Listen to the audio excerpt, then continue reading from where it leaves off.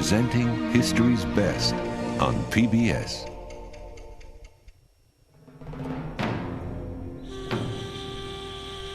"2,300 years ago, Alexander the Great invaded Asia, his goal to conquer the Persian Empire.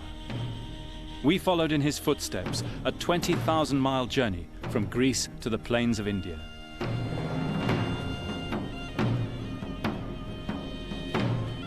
By the 5th year of the war, Persia had fallen and the Persian king had been killed.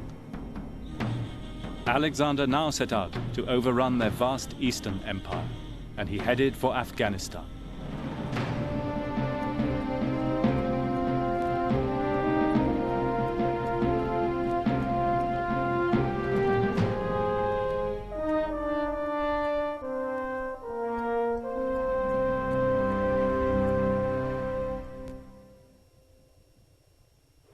In the footsteps of Alexander the Great was made possible in part by the Corporation for Public Broadcasting and by the annual financial support of PBS viewers like you.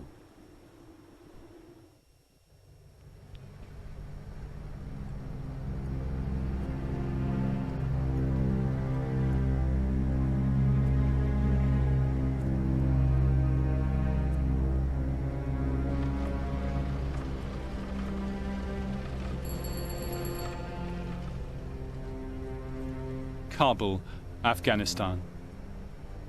Our journey now brought us into a modern-day war. The old city had been devastated. A crossroads on the ancient routes to India, Kabul has been a battleground for more than 2,000 years.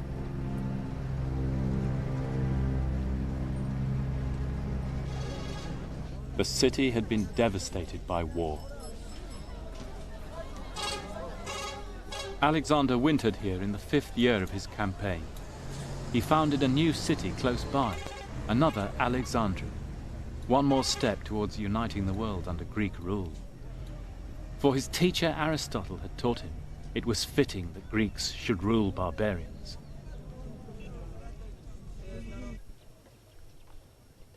Settled with Greek and native colonists, Alexander's city would foster a remarkable mixed culture, Greek and Asiatic.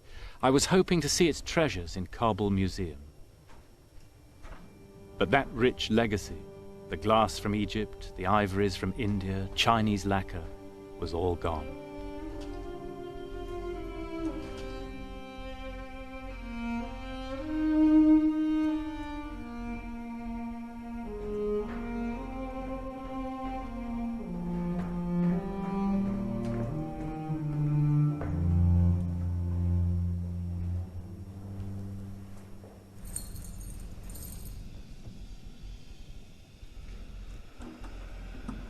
What's left is locked down in the cellars, and even that has been looted and smashed.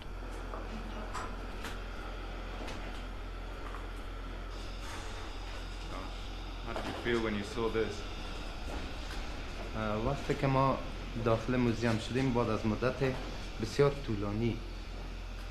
When we saw all this, the museum director said, it was as if our mother and father had died. Our whole history was here. چرا که این آثاری که شما می‌بینید. Goodness me, look. The Buddhist head. Just look at that.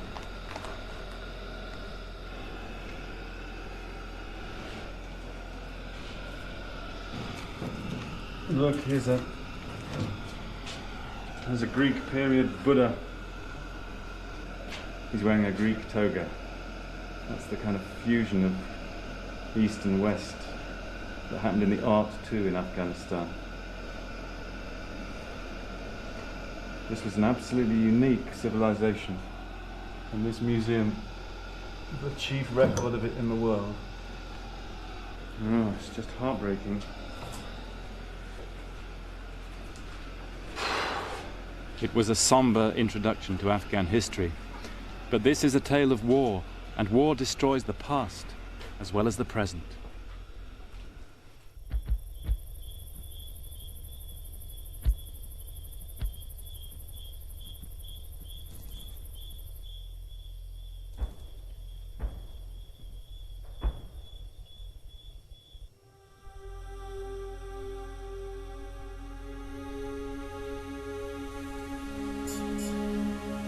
Now, we had no idea what to expect on the road ahead.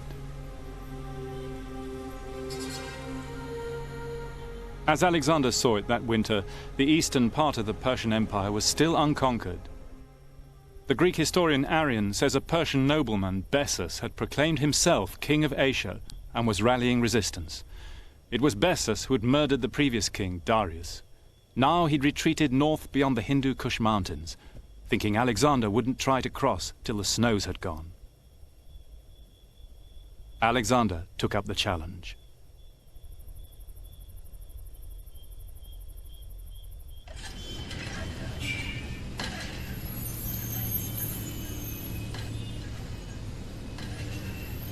The next stage of our journey was to follow Alexander over the Hindu Kush, but to get out there we needed a vehicle. Certainly is a Land Rover.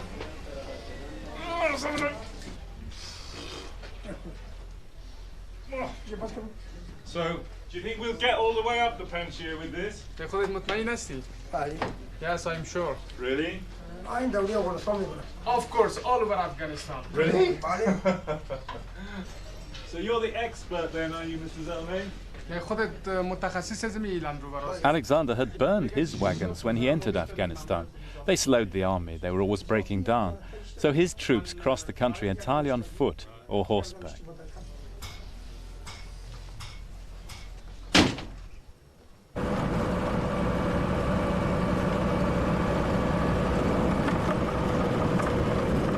Early in the spring, Alexander set off.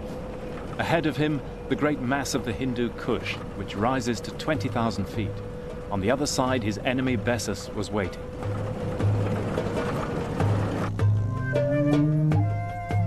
There were three main passes. Bessus expected Alexander to come the direct route, and he devastated the land there to deny Alexander supplies. But Alexander never did what was expected.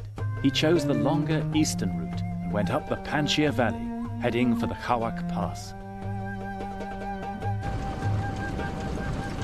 Travelling up the Panjshir Valley today, it's almost impossible to believe that a great army could have made its way through here. But they did. Throughout the whole of history, armies had to find a way over the Hindu Kush, and this tended to be the favourite route. Tamburlaine the Great, for example, came this way, on his way from the Oxus to India in 1398.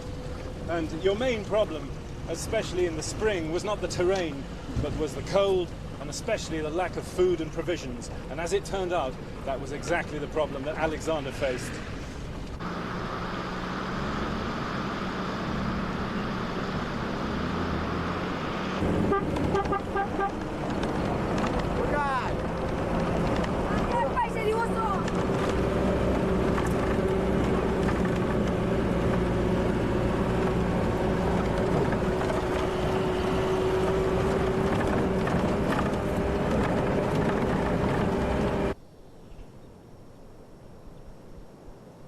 The local people had buried their winter supplies to foil the Macedonian foragers, so Alexander's men had to take their own food with them.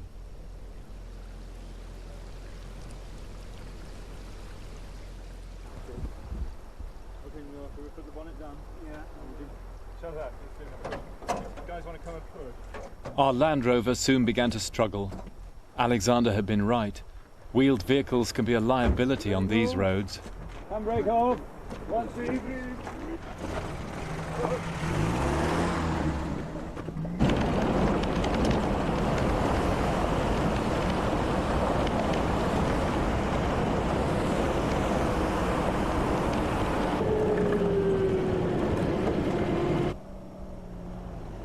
The Russians also found their mechanized gear failed here against men fighting on foot and supplied by mule.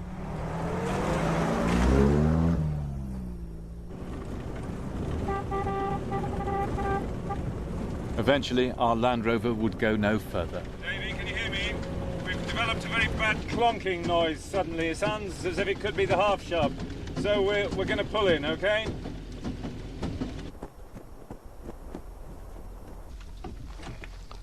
And it wasn't the last of our problems. The road is closed. The road is closed? Yeah, because of landslide.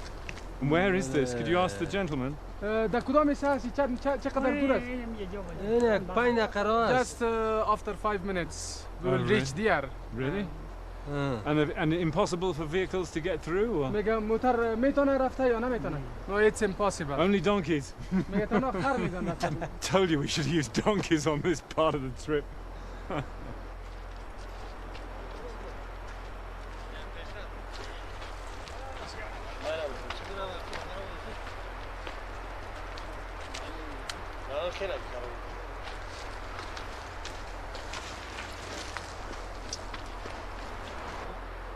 How long do you think it will take a bulldozer to clear? Bulldozer 1 hour. 1 hour? Yes, 1 hour. 1 hour, I'm not off hour. Yes, but then they have to build the road again. Oh. Look, the road has gone. We were obviously here for the night, so we went back to the nearest village.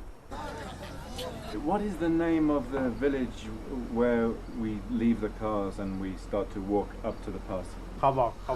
That's Khawak. Yeah, that's Khawak. And Khawak village. And Khawak is after Dasht Reba. That's right. Yeah.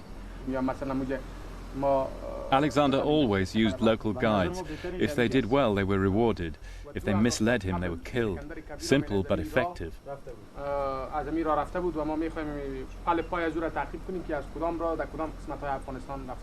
Is it easy to find the men with the horses? کماندان خلیل میگن اوجا وظیفه دار اوجا شما اوجا برسید ان شاء الله به زودترین فرصت به شما اسم میگیره شما بخیر حرکت میکنید. So Halil organizes the نامش خلیل گفتین خلیل کماندان خلیل Commander Halil. Right. Great.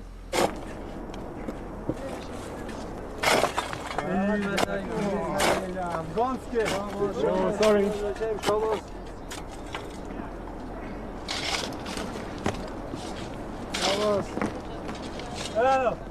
Alexander the Great had a sapper corps to do this sort of stuff for him.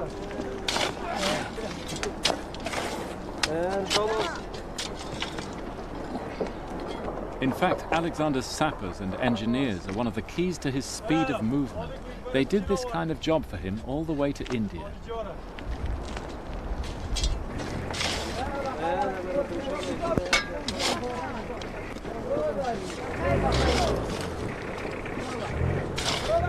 We abandoned our Land Rover and took a lift on towards the foot of the pass.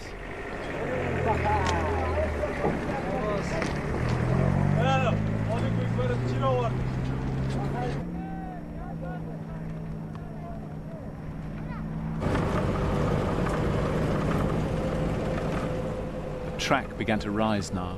We passed travellers walking in long zigzags up the hillsides. It was easy to imagine the Macedonians doggedly trudging forward.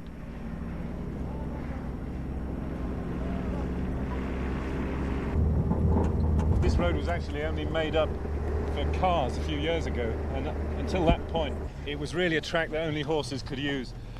And although Alexander's army must have been able to come along the river valley in those wide open spaces in the early part of the Panchir, here they would have been single file. So it would have taken them hours to pass any given point. And the army must have stretched for 10 miles, who knows, maybe all the way back down the Panchir, which explains why it took 17 days to cross.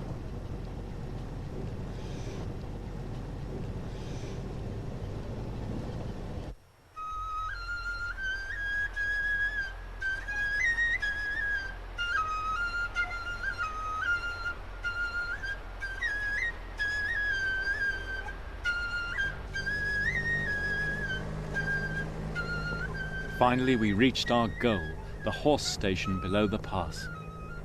And there was Commander Halil.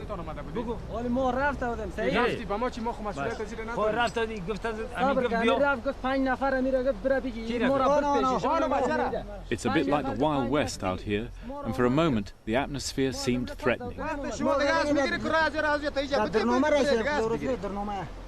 How much does it cost per horse to take a horse over from here in Al-Khawak all the way to Andarat, over the pass? میگه از اینجا تا خود خواواکه، همون کوتل خواواکه که اسب از اینجا امروز ما بره پس به قیمتش چند است، از اینجا تا اونجا چند است، پس چند است، چه قسم شما میگه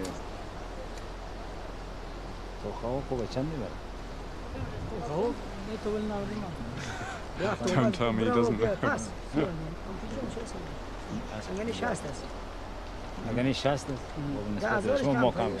It's the price of per horse is 60,000 Afghani. Okay. But you're our guest. We will give you discount 50,000 Well, that's very Afghani kind. per That's very kind. And 2 armed men will escort you to the top of pass. That's very kind. That's for your safety. Thank you very much indeed. Teshko. Okay.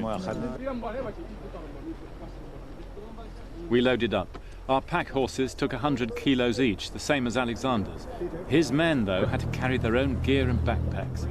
That would get tough at high altitude.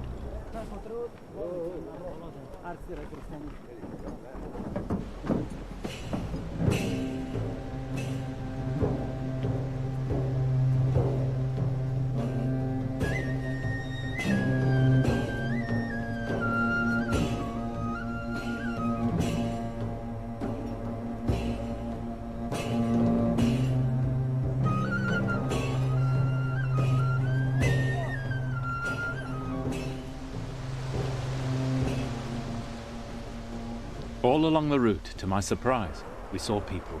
Traders, refugees, families. The Khawak was still the thoroughfare to the north, as it's been throughout history.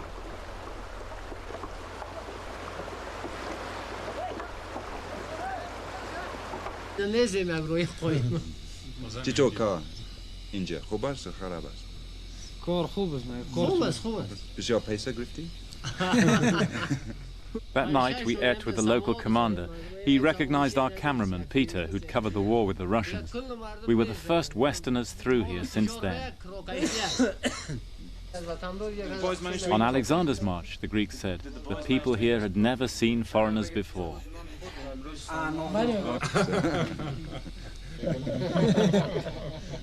There's always be discreet about money.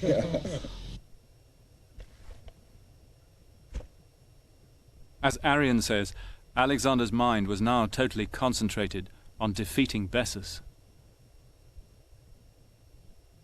And here on the pass that night, I could almost feel the magnetism of Alexander's leadership and the sheer excitement that his men must have felt, marching with him.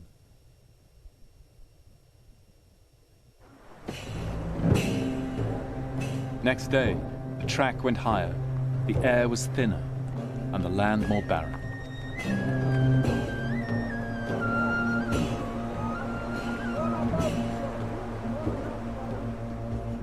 For us, as no doubt for the Greeks, walking was now an effort.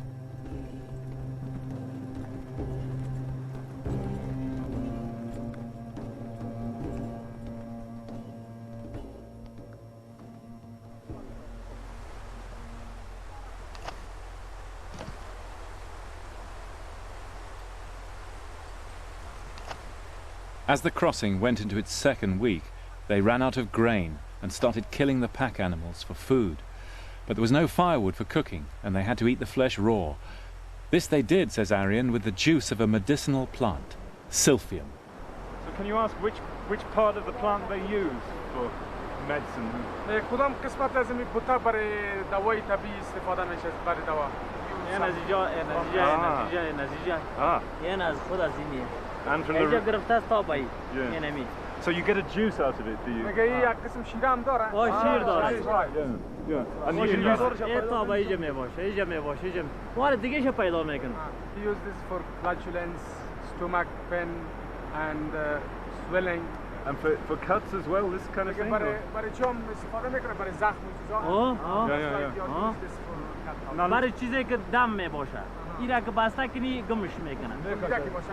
Something with swelling.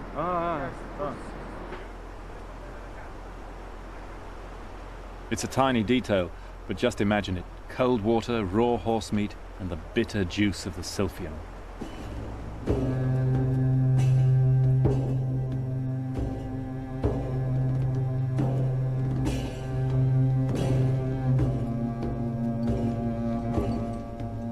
They were over 11,000 feet now, and the starving troops were suffering from chronic fatigue brought on by altitude sickness. We'd brought few supplies with us, and we took our snacks where we could find them. They say this is good stuff for long-distance traveling. It's dried mulberries compressed together, and it's the kind of dried fruit that the Mujahideen lived on and during the war with the Russians in these mountains. It keeps your energy up.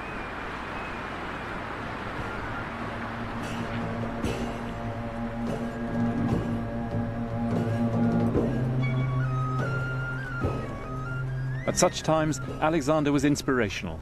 He'd run up and down the column, cheering the men, giving a helping hand, lifting those who'd fallen, unflagging.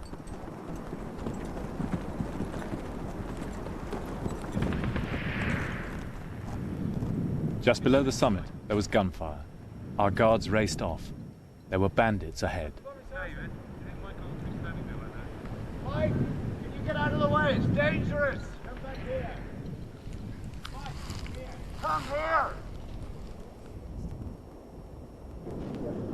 مگه چی گپ هستم اینجا خیرت خواسته چی حسابت دزاستن این پایسا دشمن دزاستن لیست میکنه دارای یک مواد خوراک و یک مواد در خانه بری پلتا این ترای تا میگیره خط لفت کوب میکنه Here is some highwaymen and robber. They see situation favorable for the robbery and for they here take everything like food stuff and money, everything that we have. Yes, we should be very careful here. Yes. So we're good targets, in other words. Yes. Yeah. They carry on arms with them. چه قسم سلاح دارین نه؟ کلاشینکوف. Kalashnikov. Yeah, I thought.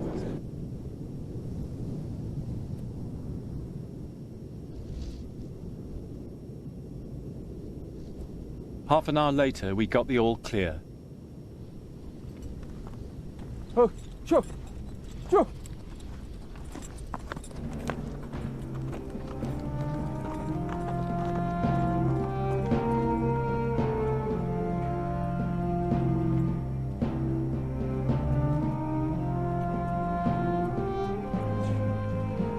Think this is it? Finally, we reached the top and saw the view Alexander's men had seen all those years before. We're here, Shazad. Yeah. Okay. Wonderful. We made it. The top of the Kamak Pass is about 12,000 feet, and there the road stretching away down to the land of Bactria and former Soviet Central Asia. And around us the mountains of the Hindu Kush.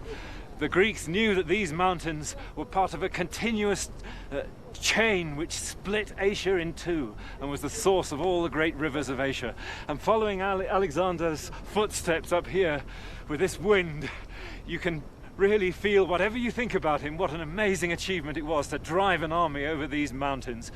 Nothing stopped him, said the historian Arian. Nothing put him off. He just kept coming on and on, whatever the cold or the starvation.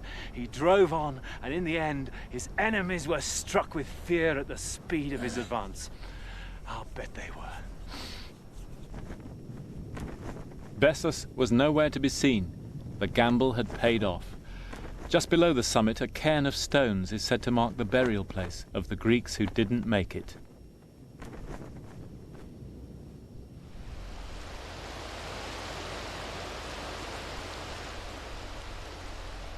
On the other side of the Hindu Kush, in northern Afghanistan, they found good fishing in the rivers. There were big herds of livestock too.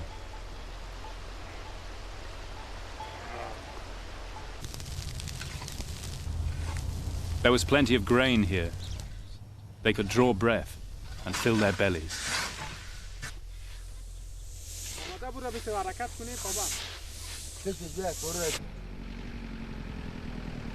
We, though, were still travelling through a civil war.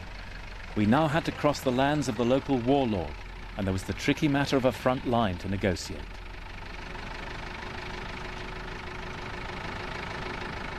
I have a letter from General Harun. As chance would have it, I'd met the head of the local garrison in London before we set out. He'd written me a letter of introduction to his frontline commanders. Okay. You are most welcome to Pulikhumbi. Oh, thank you very much indeed. Thank you. Okay, I'll wait then.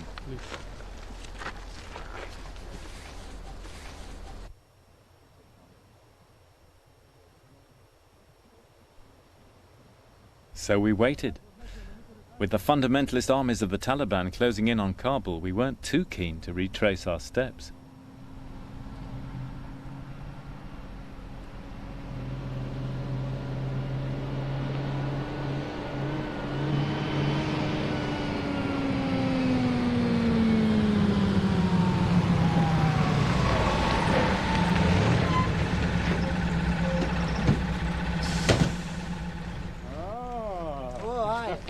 Welcome to my country, to my province. It's very nice to see you. Nice to see you. Very nice I told you when I was in London I would finally get here. Welcome to my country. And you can keep this later, for next time if you come. It'll be a nice souvenir. I'll stick it on my notice board. I'll just get my bag. Yeah, sure. Oh, come on. Okay. Harun's career has had its ups and downs. He once delivered pizzas in Pennsylvania. Then he was summoned home by the family to a very different life.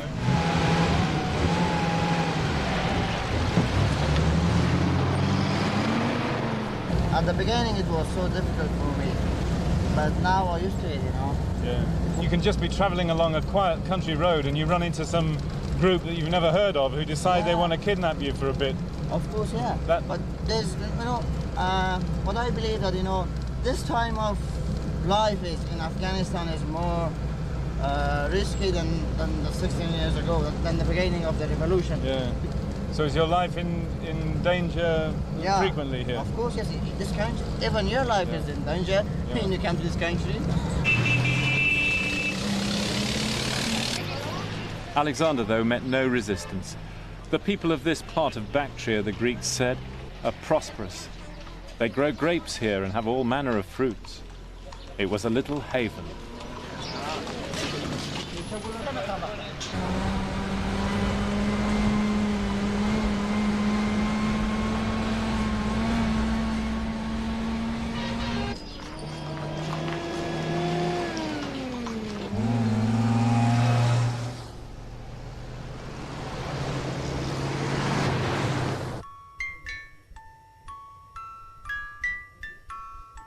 A warlord's house wasn't quite what I expected, but soldiers are the same everywhere, I guess, for all the guns and high-tech.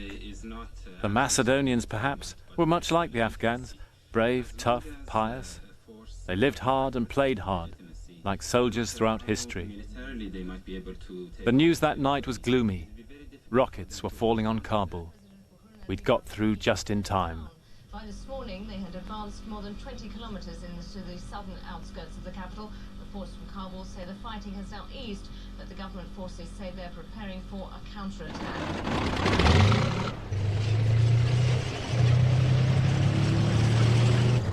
Next day, as we got ready to head north, Harun's tanks were rumbling through the streets.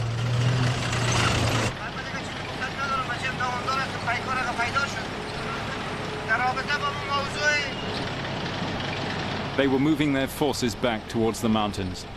Poor Afghanistan. Now I began to understand Alexander's world.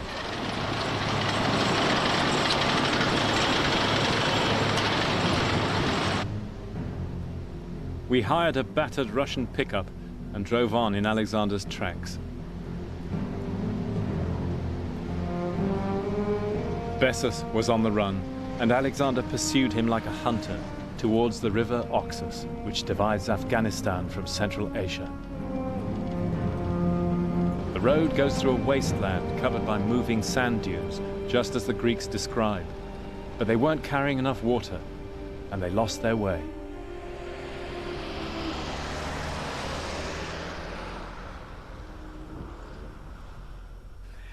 Imagine it was midsummer, blazing heat. They had to cross this great belt of shifting sand dunes, and they had no water. They probably had to camp here for 2 nights. And then they made the fundamental, unbelievable mistake of broaching the wine supplies because they had nothing else to drink. It made them feel better for the moment, said one of the Alexander historians, but the after effects were terrible. Maybe they had no choice, but Alexander's elite ended up hungover and dehydrated, stumbling over sand dunes, trying to find the Oxus River.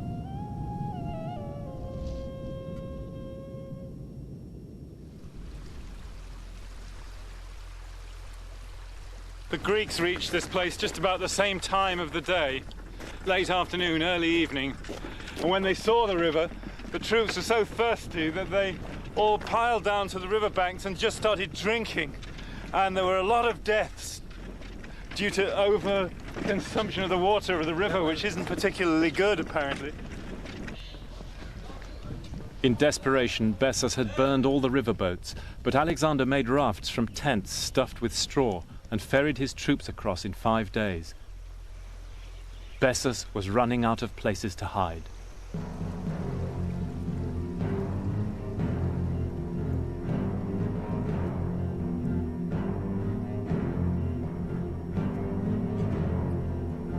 Our journey now took us into Central Asia, to Uzbekistan, and the road to Samarkand.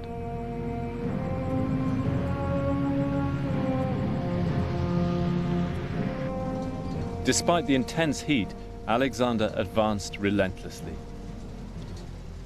Then, a very strange thing happened. Somewhere on this road, Alexander came to a small town.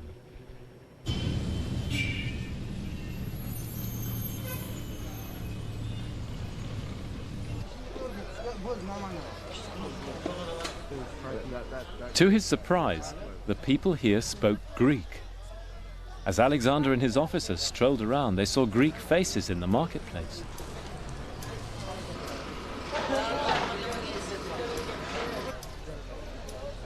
The townspeople had quite a tale to tell. Their ancestors had been Greeks from the Aegean coast of Turkey.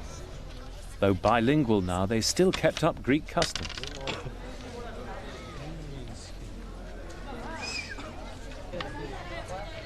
But they had a dark secret.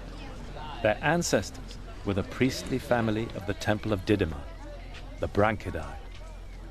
150 years before, they'd collaborated with the Persians in the hated war which Alexander had vowed to avenge. So what would Alexander do now?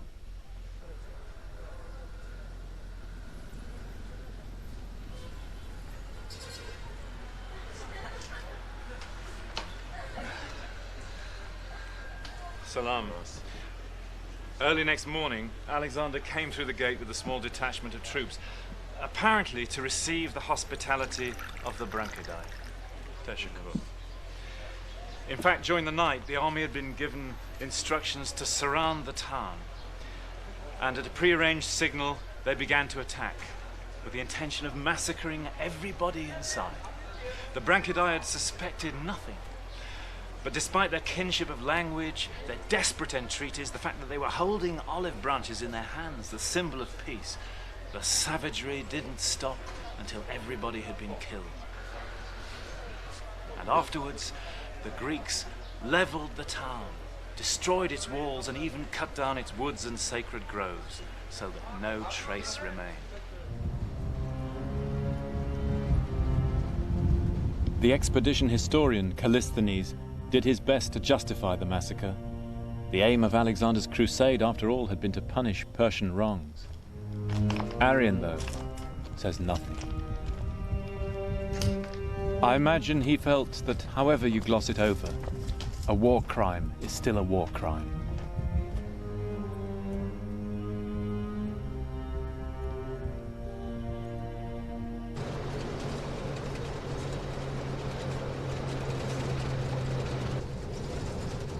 Alexander now received word that support for Bessus was crumbling in the face of the Macedonians' lightning advance.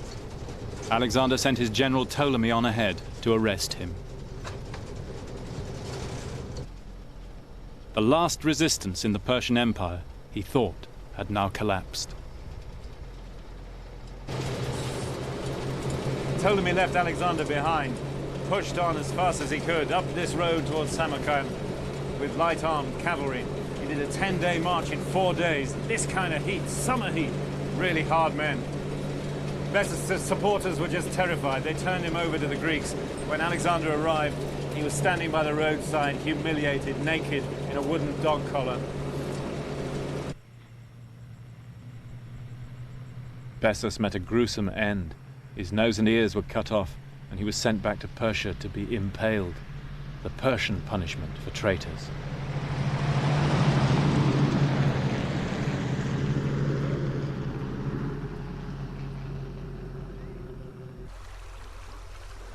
Alexander pushed on to the Sir-Daria River, the outermost edge of the Persian Empire. Here he founded a city, which he called Alexandria the Farthermost. It's still here today, Hojent in Tajikistan.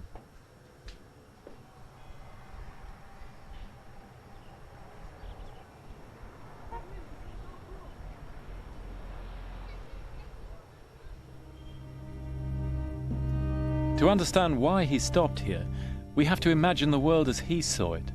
As far as he knew, he was near the northern edge of the world here. Beyond the Sir-Daria lay only a belt of arid plains as far as the great ocean which encircled the earth. There was no point in going any further.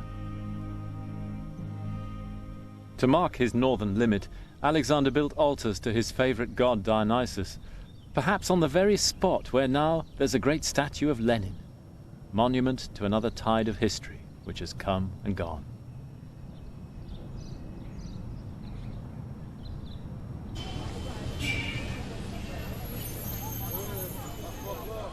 It's a nice place, the Farthermost. I think the Greek colonists might have felt quite at home here. Figs and olives in the market.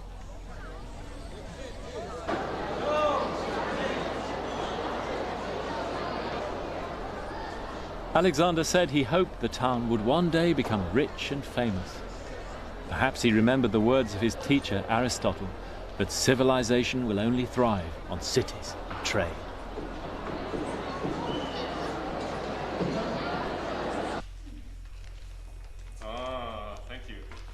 Mr. Bon, I don't understand. Money? Money? Da. This is shush. 16. Hojent was one of more than 20 Alexandrias the king founded between Egypt and India. The empire was linked by a system of post horses and racing camels. The troops received letters from home. Medical supplies came out here by the ton. Let me look at this. Mr. Bon, Raja. Oh, thank you very much indeed. Thank you. Thank you. Alexander even had his favorite books and fresh fruit sent out here from Greece. My parcel came from a friend in Athens. Great, a Greek newspaper. That's nice to have. Olives, Greek olives. Aristotle was right. The fruits of civilization. Ah, a bottle of Nausa.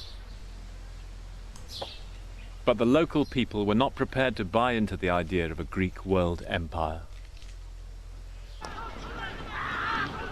That summer, the famed horsemen of Bactria were gathering. The Sogdians too came out in revolt.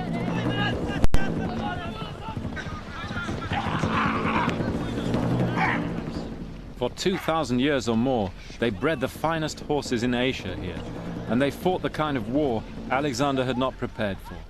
No battles, just hit and run. You can imagine what he was up against when you see them play buzkashi. And this is just a game.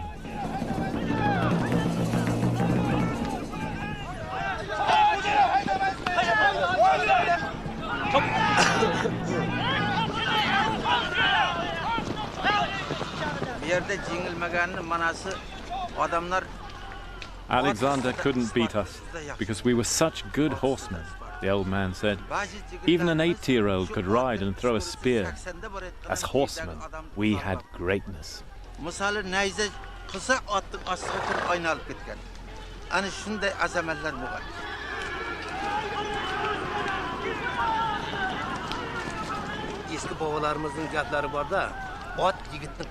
Our forefathers used to say, the horse is the wings of the man.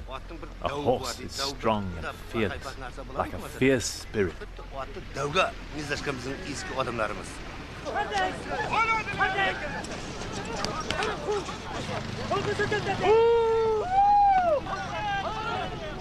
In heavy fighting, Alexander was seriously wounded in the head and throat and lost both sight and speech.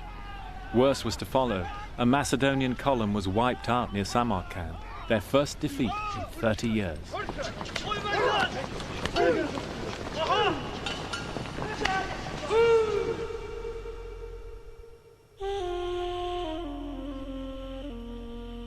At his base on the Sir-Daria River, he suddenly found himself crippled and at bay.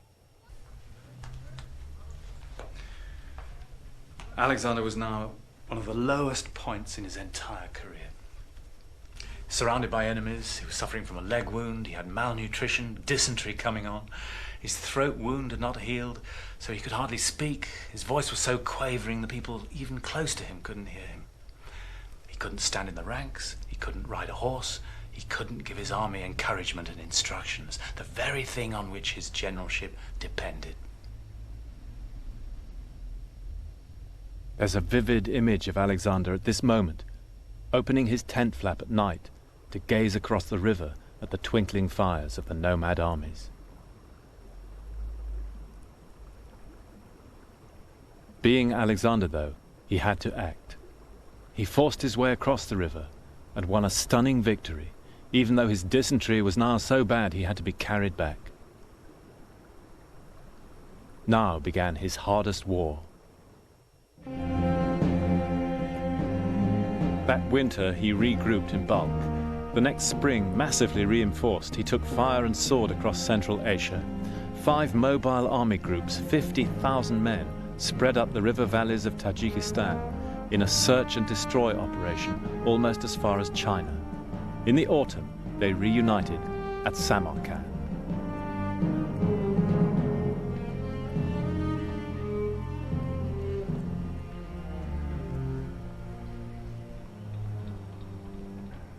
Samarkand, the most famous and glamorous city on the Silk Route.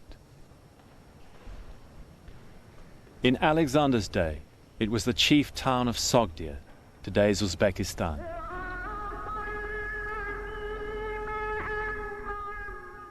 Here, that September, took place one of the most fateful incidents of Alexander's life.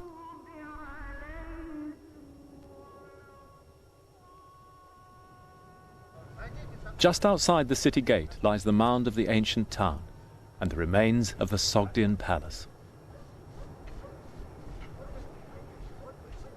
One night, Alexander held a banquet here. Among the guests was a veteran cavalry officer called Clitus. One of Alexander's father's generation, Clitus had saved Alexander's life back in the early days. With everyone drunk, the evening turned nasty. Alexander was harping on about his relationship with his father. Clearly felt very embittered and competitive. It's real Freudian stuff. My father never gave me the credit for my part in his victories, he said. Bore me ill will and jealousy. Clitus, who was one of the old guards, stood up. He said, "Everything you have achieved was based on what your father did. In fact, your father's achievements are far greater than yours. And he won them fighting men, not women." At this point, Alexander, who'd been relatively calm and unruffled, flew into a rage. He threw fruit at Clitus, tried to grab a spear in order to hit him, and kept calling out in Macedonian to give the alarm for the royal bodyguards to come in. Alexander's friends, meanwhile, had grabbed hold of Clitus, and they pulled him out of the door and actually got him across the moat, over there. But just when everybody thought everything was over, in comes Clitus again. "Here I am, Alexander!" Alexander grabs a long spear from one of the guards at the door and runs him through.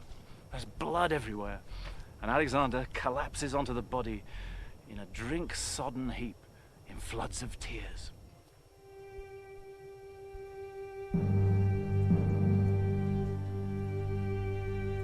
Some said Clitus got what was coming to him, and the king now suspended freedom of speech. But at the tomb of Tamburlaine, another tyrant or hero, depending on your point of view, the words of an eyewitness came to mind, who spoke of the fear which people round Alexander now felt. He was a very violent man, with no regard for human life, who was said to be melancholy mad.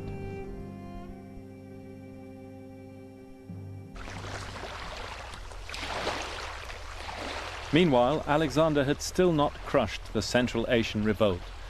The ringleaders were holding out in the rugged mountains on the Tajik-Uzbek border. With their wives and children, they'd taken refuge on an inaccessible peak known as the Sogdian Rock. But where was the rock? It's never been found.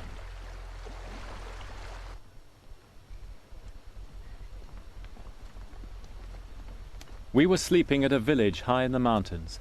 Hearing of our search for the rock, Over breakfast, the local men showed us an old manuscript of the Alexander legend.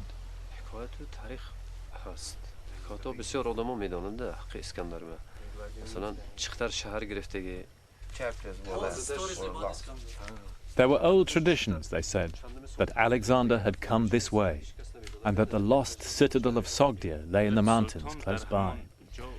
Stories like this are 10 a penny in these parts, where you'll find Alexander's legend everywhere. But my ears pricked up when they began to tell us about a mountain, a day's walk from their village.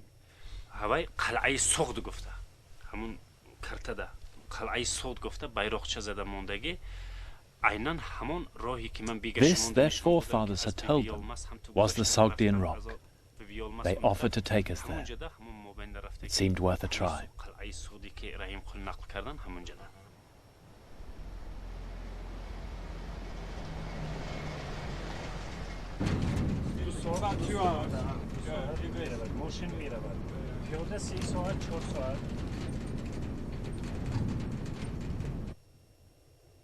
The mountain lies right in the heart of ancient Sogdia.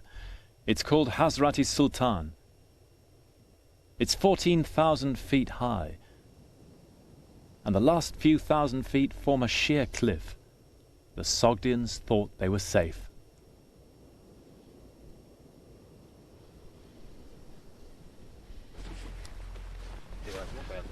Alexander was about to give up attempting to seize the Sogdian rock, but one of the ambassadors who came down from the Sogdians irritated him so much, Arrian says, that he had to go on and seize it in pursuit of glory.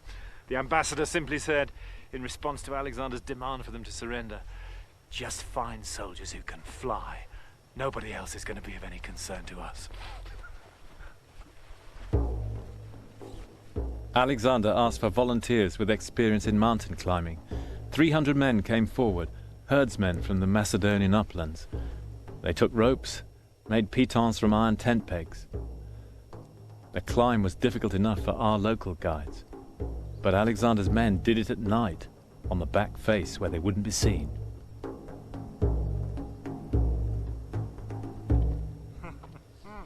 On the other side, a narrow path led to a ravine which was massively defended.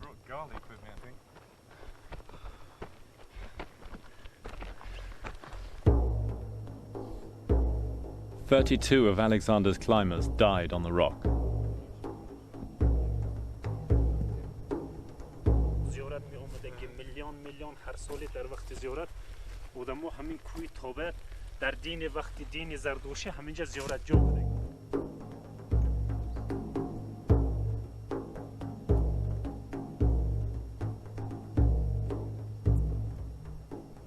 Dawn the next day, Alexander's 300 mountaineers appeared over the top of the ridge up there, waving flags. The barbarians, said Arrian, were absolutely staggered. They had simply not thought it was possible. Alexander's herald rushed up to their front line, shouted across to them. "You better surrender now," he said. "You see, I found the soldiers who could fly." The rebels gave up there and then. The story was remembered ever after as proof of Alexander's almost superhuman powers.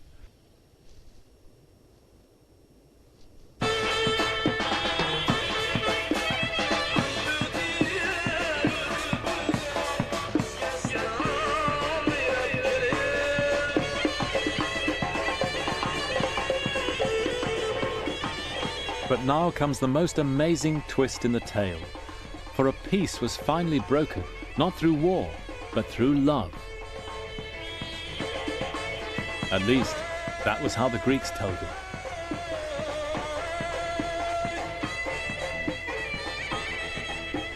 One night, a splendid banquet was held by one of the Sogdian barons, Alexander's erstwhile enemy, Oxyates. It was a feast of typical barbarian splendor, the Greeks said. I imagine not unlike the great Uzbek wedding feasts you see today.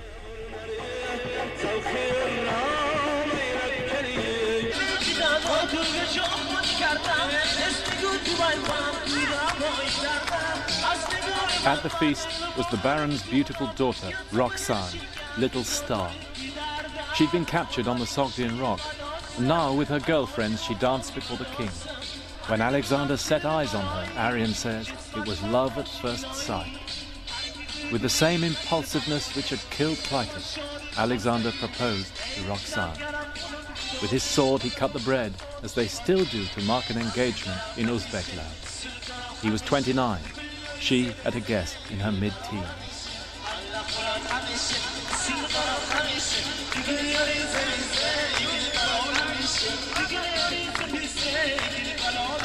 His friends were staggered, to put it mildly. He'd had a relationship with a woman before, but his real intimacies, emotional and physical, had been with men. And to cap it all, he ordered some of his generals to marry the local women too. Was it really love, or just a clever political ploy? Who can say?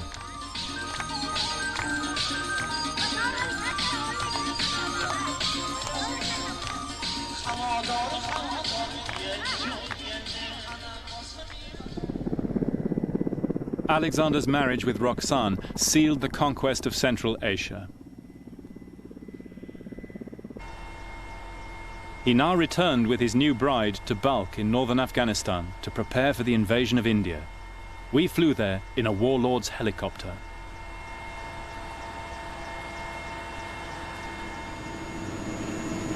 Alexander's expedition would open up the heart of Asia, and for 1,000 years after the Greeks, Balkh would be the greatest crossroads on the Silk Route to China. You can see its ruins below us, the walls stretching for 7 miles, with the remains of 100 Buddhist monasteries, Zoroastrian fire temples, and later Christian and Jewish settlements, and the huge mosques of the Muslim period. When the Arabs came here in the 7th century, they called it simply the Mother of Cities.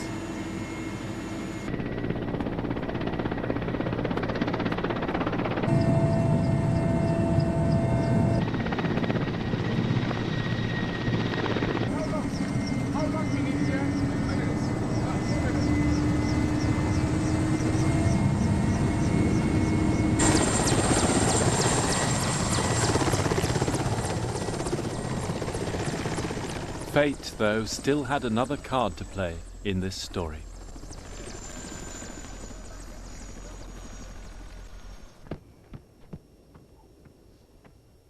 Here in Balkh, Alexander announced that he wished to be worshipped as a god, Persian style. You can imagine how that went down among the Macedonian veterans. And now, for the first time, there was a serious plot against Alexander's life. A group of royal pages planned to assassinate him. They were betrayed and tortured to death. But the dissension over Alexander's divinity climaxed in a sensational falling out with the man who'd helped create Alexander's image, Aristotle's nephew, the historian Callisthenes.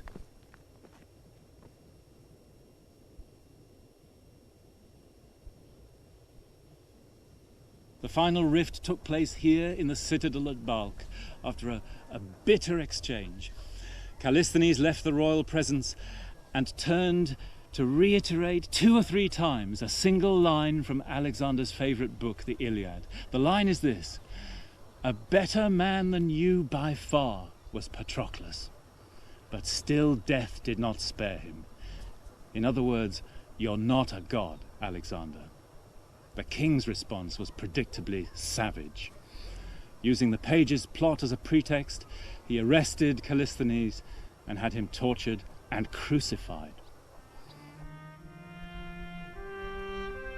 Of all Alexander's deeds, it was said, this left the bitterest taste. For everyone agreed Callisthenes was innocent, yet he was brutally killed without trial. It was the act of a tyrant. And as Aristotle said, no one freely endures such rule. Alexander had already achieved more perhaps than he could have dreamed, but now the question was no longer his ability to do things, but whether his men would still follow him on into the unknown. To learn more about Michael Wood and his journey in the footsteps of Alexander the Great, visit our website at PBS Online, www.pbs.org.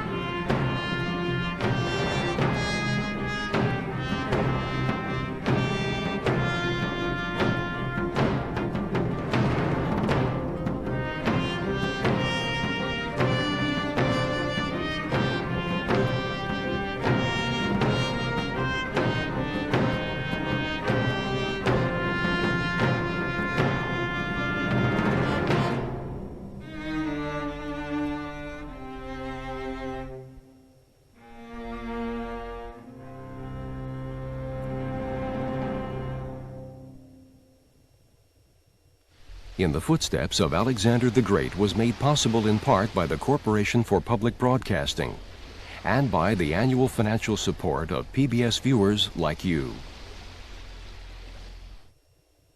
This is History's Best on PBS.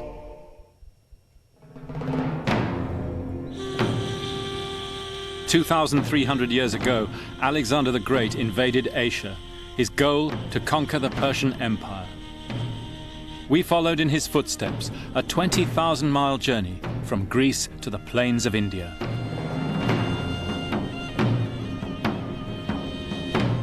By the 8th year of the war, Alexander had defeated the peoples of Central Asia. And now he turned towards India, heading for what he believed would be the end of the earth.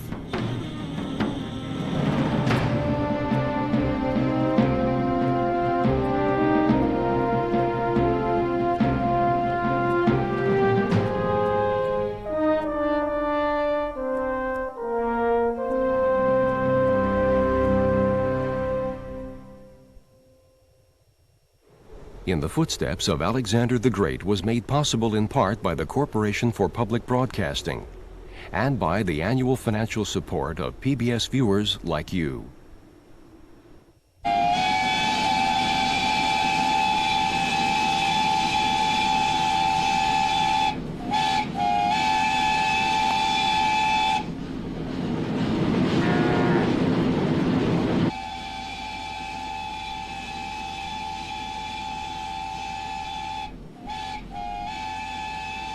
Our journey now brought us from Afghanistan into the northwest frontier of Pakistan by the Khyber Pass. In the spring of 326 BC, astonished local people would have seen 60,000 Greeks tramping down these hills.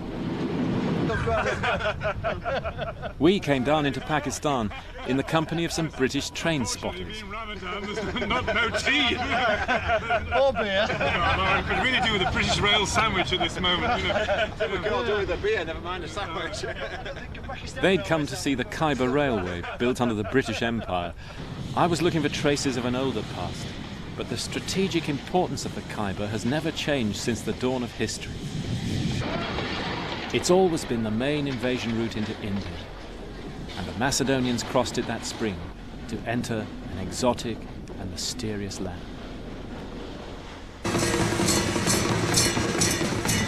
In those days, 1,000 years before the coming of Islam, Hindu India began at the Indus. That's where the name comes from. Indian people were a source of rumor and myth to the Greeks. They have the strangest customs on earth, the Greeks said. To Alexander, it must have been simply irresistible.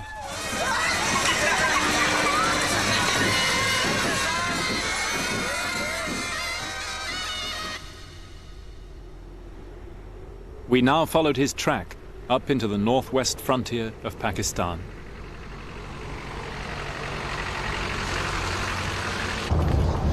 You can imagine Alexander driving his troops over these passes. 29 now, no longer young. Tough, stocky, hard-bitten little man. His iron constitution not yet wrecked by the wounds, malaria, the drinking bouts, the sexual excess. As he came over these passes, he'll have remembered the words of his tutor Aristotle, who said that from this point it ought to be possible to see the ends of the earth and the great ocean that the Greeks believed surrounded it. Well, Alexander now knew for sure that this was wrong, that vast and densely populated lands lay ahead, and he was driven to see them. The question now becomes not when's he going to stop, but how far can he go?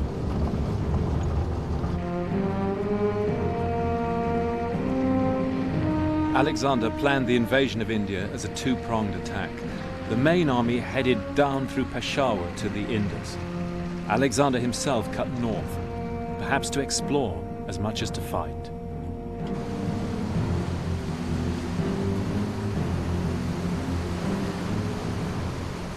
And there we discovered a living connection with his story.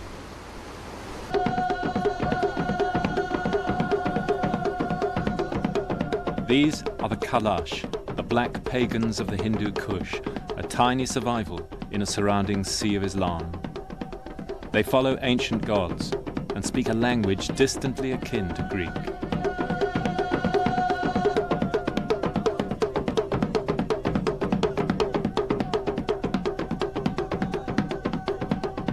The people welcomed Alexander, and they told him an amazing story. They too were worshippers of the Greek god of ecstasy, Dionysus. Alexander had once again hit gold. From his mother's knee, Alexander had been told tales of Dionysus, how he'd been born far out to the east. Now the people took him to sacrifice on the very mountain where they said Dionysus had been born. To Alexander, it was an unmistakable sign. The god was here.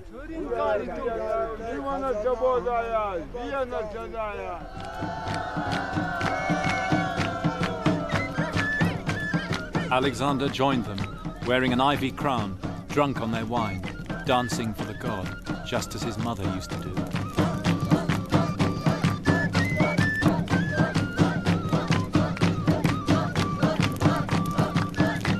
And today the Kalash add another twist to the tale.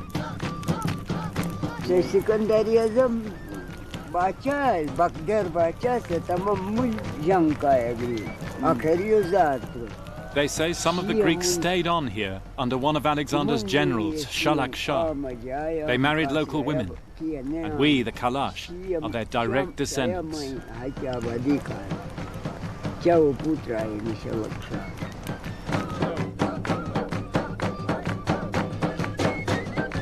If the story was true, I drank wine that night with the descendants of Alexander's army.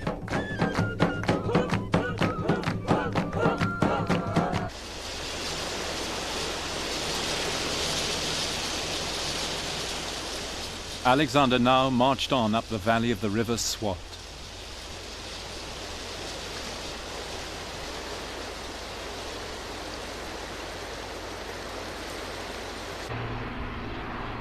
In their thousands, refugees now fled in terror eastwards.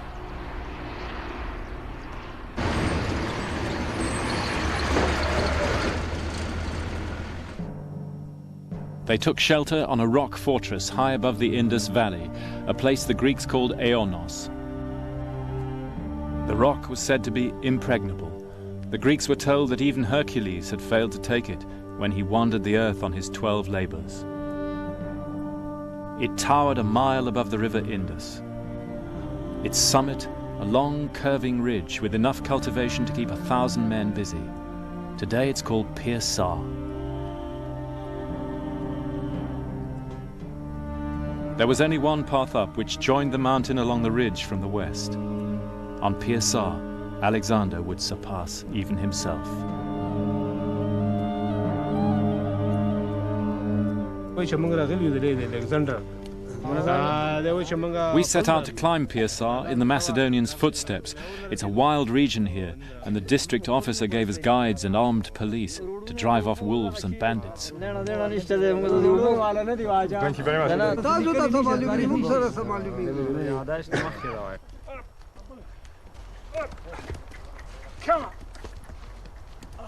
The path was backbreaking. 5 miles along a narrow saddle, a tortuous trek which Alexander's men did at night with snow still in the gullies.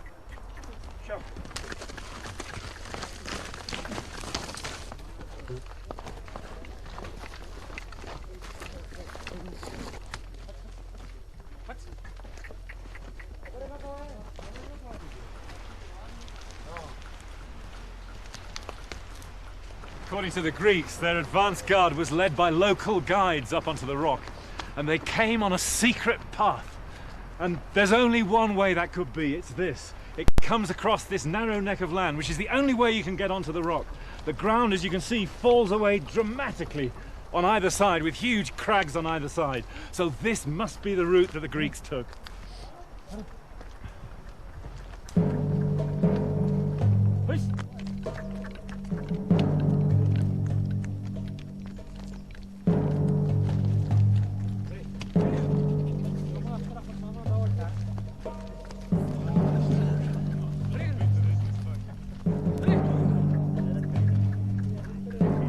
As the path got worse and worse, I found myself wondering why he'd bothered. Were the people on top such a threat to him? The only explanation I could come up with was what the Greeks called Alexander's pothos, his desire to surpass even the gods.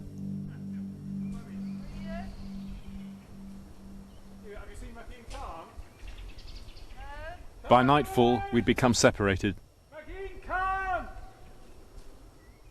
Our guides were lost. We're gonna stop here! It was pitch dark before we found somewhere to stay, an abandoned mosque used in summer by the shepherds.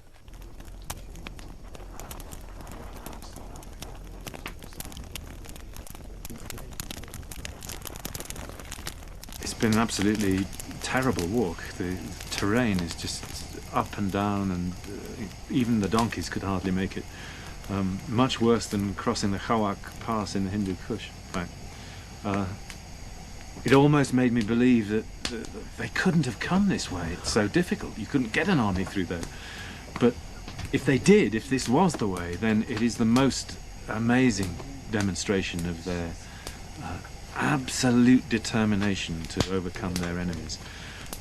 To show the Indian people that there was nowhere to hide, and that all resistance would be futile.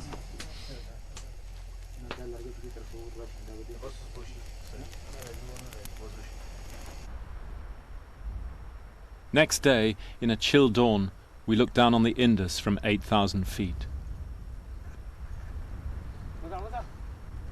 At 6 o'clock, after cold water and biscuits, we blearily prepared to carry on. It never ceased to amaze me how Alexander was able to inspire his men.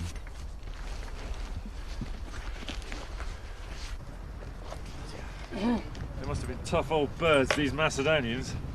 That's all I can say.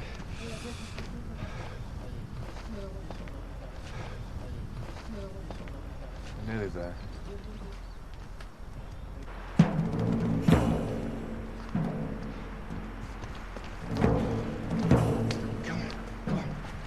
Come.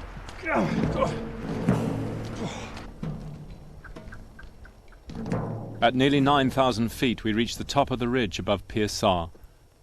To the north, the snow-capped peaks of the Karakoram.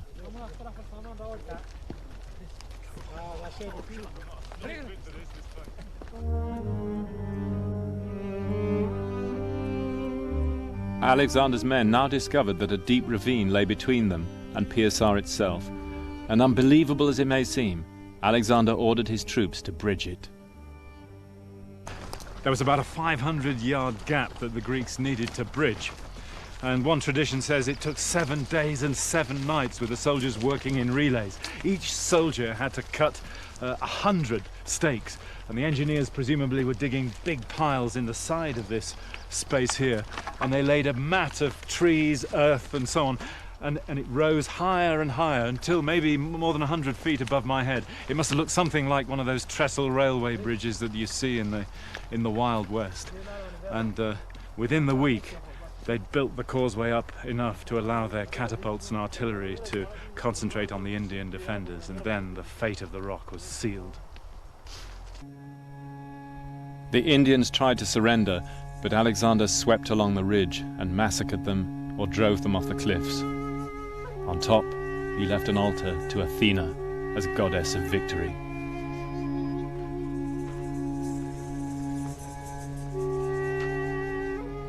Looking out towards the roof of the world, Alexander could reflect he had surpassed even Hercules himself.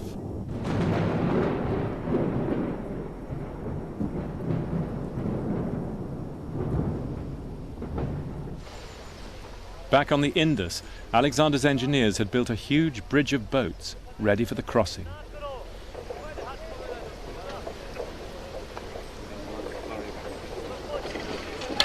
It must have taken them several days. By now the army was like a moving city.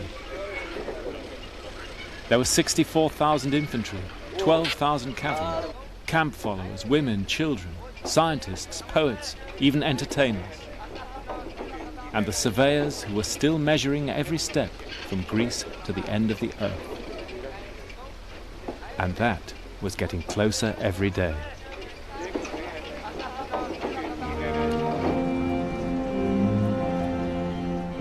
He marched on south, towards the Great Salt Range. Long before the Grand Trunk Road, this was the ancient route into India.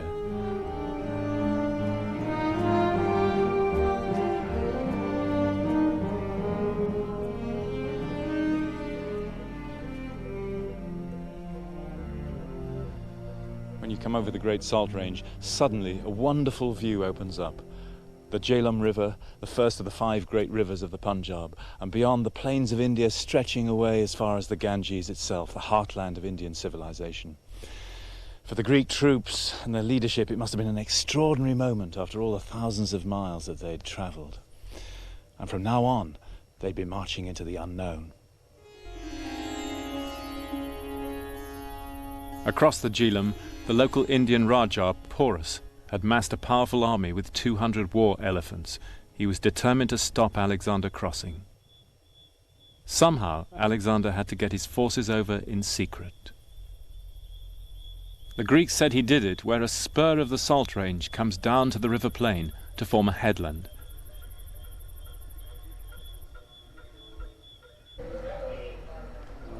I went looking for it at the little village of Jalalpur. And there, I met the general. General Shafkat. How are Michael you? Wood. Nice to meet you, sir. Very nice to meet you. And what a wonderful place this is. General Shafkat's family owns the shrine here. A veteran of latter-day campaigns, he'd lectured on Alexander at Staff College, and he'd got it all worked out. Attacked from, and the battlefield is right in front of you. This is the battlefield right here. Across the river. Why are you so sure? Well, if you go through the Greek historians, they mention there's a headland from the main range of the hills. And this is the only place where we have the headland, and we're standing right on top of that one. And on the far side, according to the historian, there was a ravine where he hid his cavalry and other forces during the day and the night, and crossed it across to the island, which still exists. And this, as a matter of fact, out of this whole range of hills, this is the only place where he could have crossed. Wonderful. The general offered to show us how Alexander did it. They're bringing pump poles over there, aren't they? Yeah. There's another boat. Alexander's plan was to hold Porus in front of him and then to cross higher upstream, a flanking move repeated through history, down to the Napoleonic Wars and Desert Storm. Now, that is a classic movement of encircling or outflanking move, where you have either both flanks or the center lean across the enemy's major force and attract their attention. And show as if they were going to cross, or keep them amused in general terms, and go around and on a flanking movement and hit him either on the flank or at the back. Well, Napoleon tried it again and again. Austerlitz is one of the most classical examples. We took a small force of cavalry in the boats.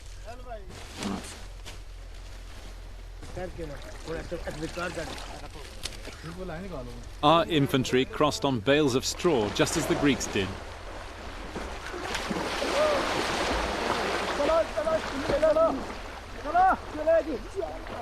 According to the historian Arrian, Alexander also had some prefabricated boats. Alexander went in a 30-oared boat, so Yeah. they've got quite a number of them. Yeah, they could probably take a lot of troops. But the cavalry, he says, came across on rafts that they'd made and prepared beforehand, stuffed with... They must be with planks on top, stuffed with straw, local brush and things. No. We make them in a different manner, only to take the infantry across, not the horses. What, you still use them in we the army do, in yes, our time? Yes, we do. During World War II, Irrawaddy and Burma campaign, most of the troops always crossed on these rafts. Amazing. The general decided I was so woefully ignorant of military matters, I should get first-hand experience of what Alexander's men went through. With this kind of stuff. This has been going on on the Burma front during World War II. Yeah. Most of the crossings were done on this thing at night. Yeah. Alexander had done it before, of course, but remember, this time it was at night, pitch dark, pouring rain, and rising floodwaters.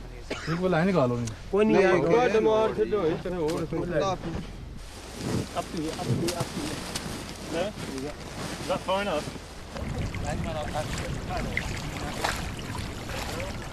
Alexander used tents made of sewn animal skins, which were watertight. We had an old tarpaulin, and just before we reached the deep channel,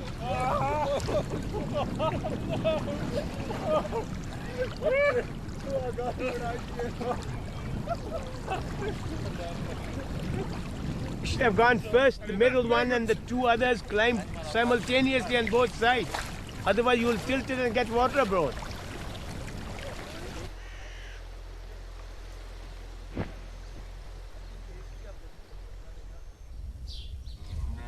the battle took place near the little village of Sikandarpur. Surrounded and surprised, Porus had little chance against one of the hardest armies which has ever existed. It was a horrible scene, the rain, the churned up rice paddies, the Macedonians jabbing their long spears into the elephants' eyes. The elephants were maddened by their suffering, says Arrian, trampling friend and foe alike. Porus's army was wiped out and he surrendered. But Alexander was so impressed by his bravery that he gave him his kingdom back, and Porus became his ally.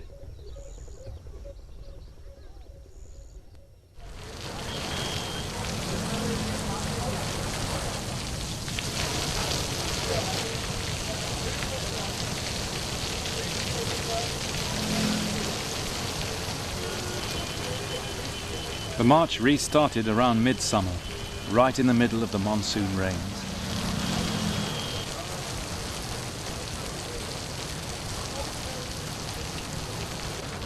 It must have been the last straw for the Greek troops, the wet, the muggy heat, the mosquitoes. As any old India hand will tell you, during the rains nothing ever gets dry, your gear and weapons rust, clothes rot, wounds don't heal. And there was no end to the fighting. Casualties mounted remorselessly. We followed Alexander by road and entered today's India north of the Sikh holy city of Amritsar.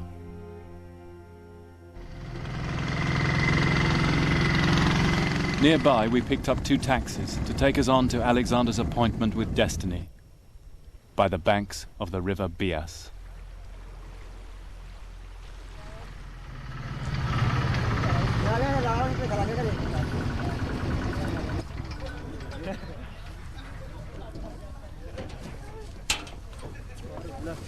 In early September, Alexander reached the Bias, at the crossing place of one of the ancient routes through North India.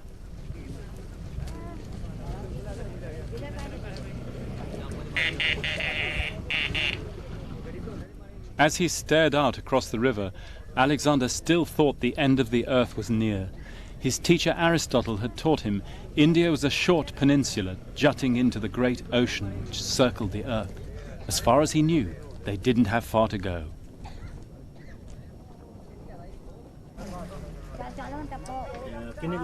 But here at the Bias, when Alexander questioned local people about the road ahead, new and unexpected information came into his hands. The end of the earth was not near. 2 or 3 weeks' march from the Bias was a far bigger river, the Ganges, and a great kingdom with a vast army and thousands of war elephants. How far is it? How many kilometers is it from here to Delhi? 500. Yeah. Long distance. Yeah. The Greek army could do about 30 kilometers a day, so well, they could do that in 3 weeks, couldn't they? It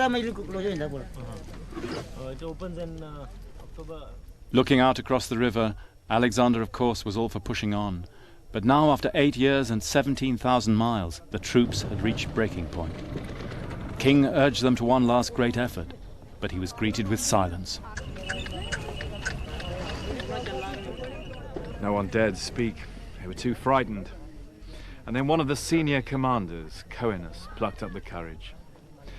"Sir, you said you would never lead us as a dictator," he began, rather daringly. "You always said you were open to persuasion.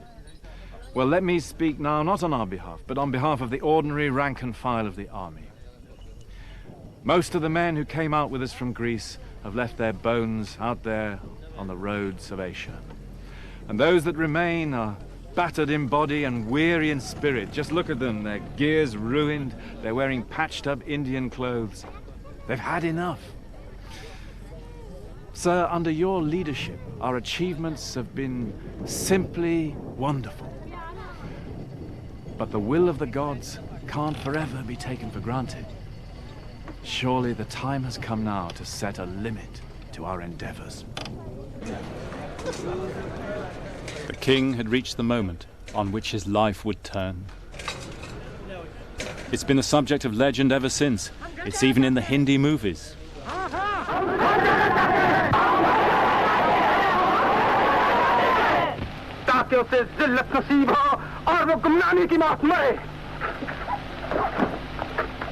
The king was beside himself with fury. For 3 days he sulked in his tent. Then, seeing the army's mood, Alexander asked the gods for a sign.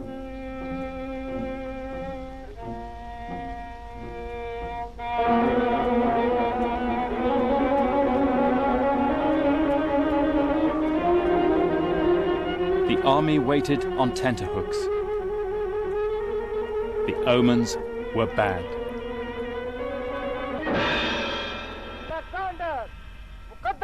Alexander accepted the will of the gods and agreed to turn back.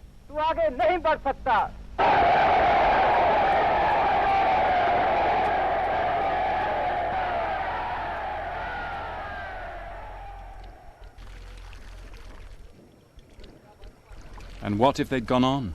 To the Ganges, China even. The whole of history might have been different. But it was not to be. Before he turned back, he made altars to the gods who'd brought him so far. Dionysus, Apollo, Hercules. And an inscription. Alexander stopped here.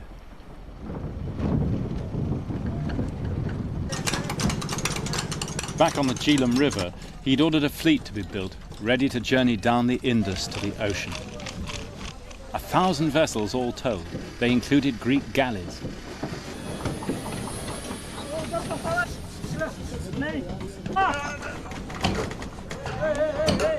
The last of the old master boat builders on the Indus chuckled at the idea. These Greek warships, he said, would never cope with the Indus. He sketched a few modifications to Alexander's naval plans. Flat bottoms, he said. That's what's needed. So, if they were going to build a fleet like this, in 6 months they had to build a fleet like this, they would need a very big workforce. It's not possible.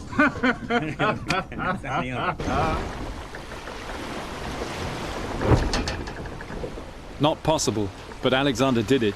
He set sail mid-November, the main army marching with him along the riverbank. They cast off to the sound of bands and were watched by the Indians, who followed for a while in amazement.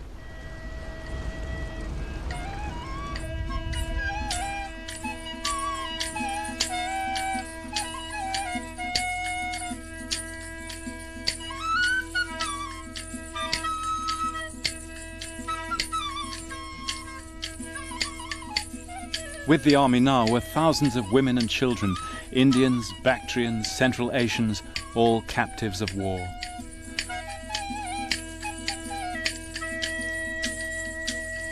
Among them was Alexander's teenage wife, Roxane.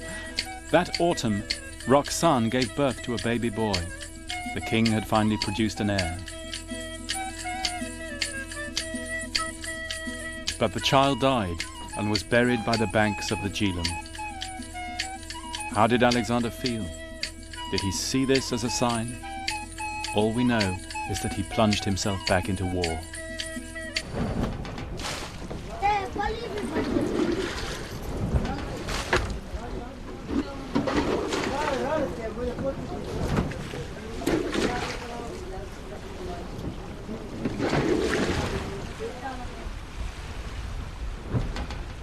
The journey down the Indus took 7 months. It led them through great kingdoms and past ancient cities.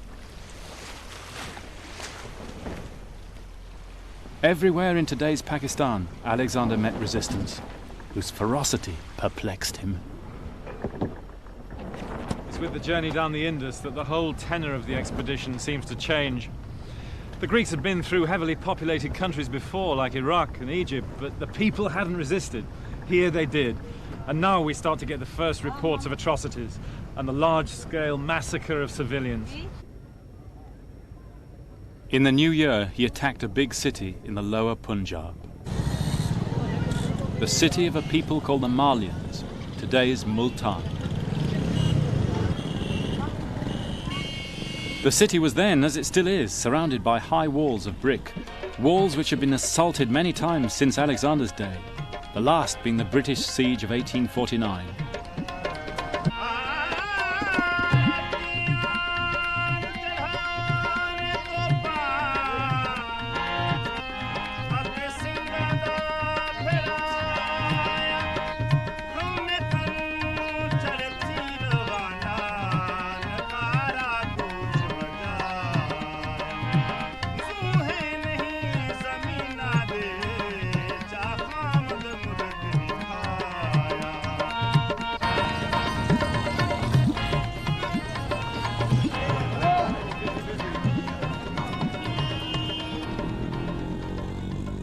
Local legend says Alexander's siege broke through at a place called the Tower of Blood.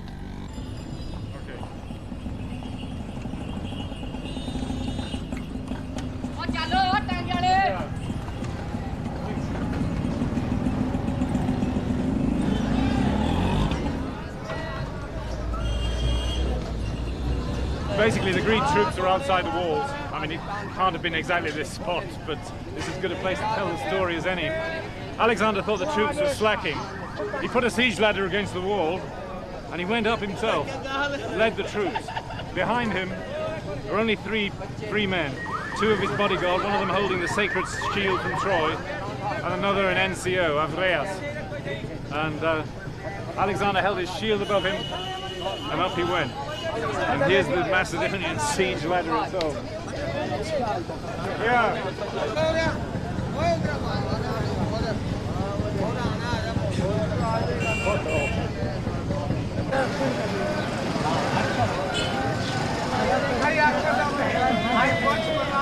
The Macedonian siege ladders were as wobbly as this one. As they reached the top, the weight of the troops behind broke the ladder, leaving the 4 men on their own. Salam! It's all right, I'm only a Macedonian soldier. When Alexander got onto the top, he crouched on the top of the wall, says Arian, behind his shield. The other 3 men came up with him. And then, at that moment, surrounded by Indian defenders, exposed on the wall, he took his life into his own hands and leapt into the fortress rather than outside, leaving the rest of the army behind. Then the Indian defenders closed in on him, and he was forced to throw stones at them, beat them off with his sword and so on. The rest of the army behind, panic-stricken, tried to find a way of getting into the city, while the 4 men desperately defended themselves.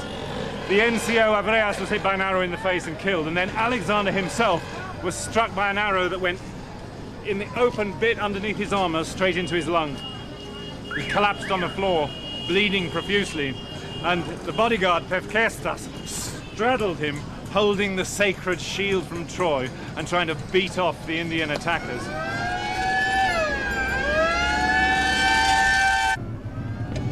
You can imagine the paramedics rushing Alexander back to the camp. Meanwhile, panic spread through the army. They feared that with Alexander dead, they'd never see home again. They went berserk and massacred everyone in the city. Alexander's surgeon prepared to operate. Critoboulos of Kos had been his father's doctor. He'd once taken an arrow from King Philip's eye. Over the years, Alexander had taken punishment which would have stopped an ox. Leg and thigh wounds, a catapult bolt in the shoulder, 21 wounds in all. This, though, was the most serious. His lung was pierced.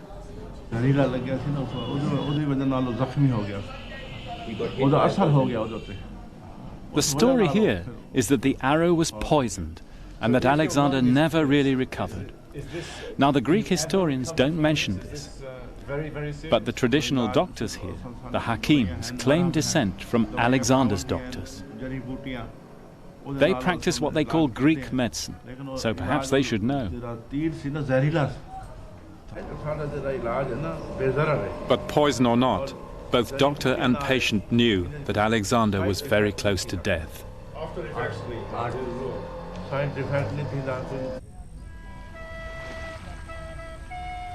For a week, Alexander's life hung in the balance. Then they gently floated him along the river so the army could see he was alive. They cried with relief. They still loved him.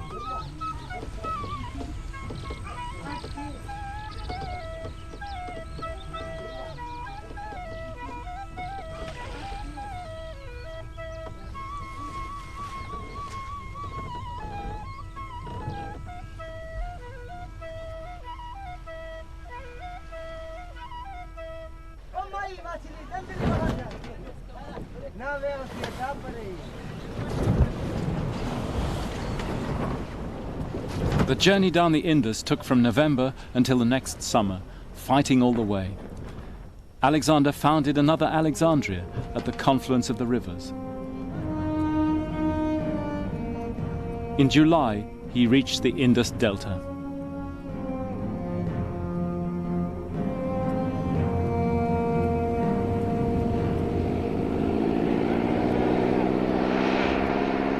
His fleet explored the arms of the Indus, and its journey has been pieced together by Monique Quevran.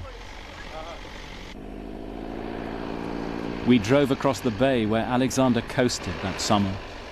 All this plain was sea then, but it's silted now, leaving the islands high and dry. Dimension. Yeah. Dimension. Maybe you want to see the thanks, position of this tower. Yeah. Alexander's admiral Nearchus says he built fortifications at a place he called Alexander's Harbour. Tower where the soldiers. They were here on this spot. spot? Yes, that is clearly written in the ancient text. And they survive eating oysters. Arian mentions this. Yes, oysters and mussels and of a very big size. Yeah. So it is possible then that these are left by the Greek soldiers during their stay here? I let you tell it, but I believe. The oysters couldn't be from Islamic times because eating shellfish is against the Muslim religion. Most likely, it was Alexander's Greeks who left these shells. They were very happy after, from so long time, they have left their country to have oysters, seafood. Alexander's last act in India was to build altars, just as he'd done in Central Asia and the Punjab. He put them on a tiny island in the sea.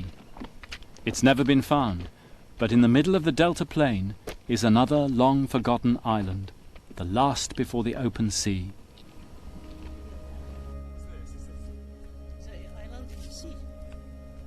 This is the last point of land. Yes. This was perhaps Alexander's last landfall in India.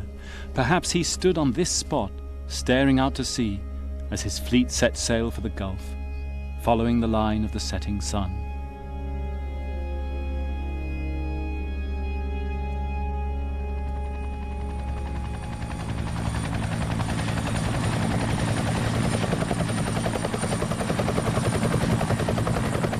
Alexander planned his return from India as a combined operation by land and sea.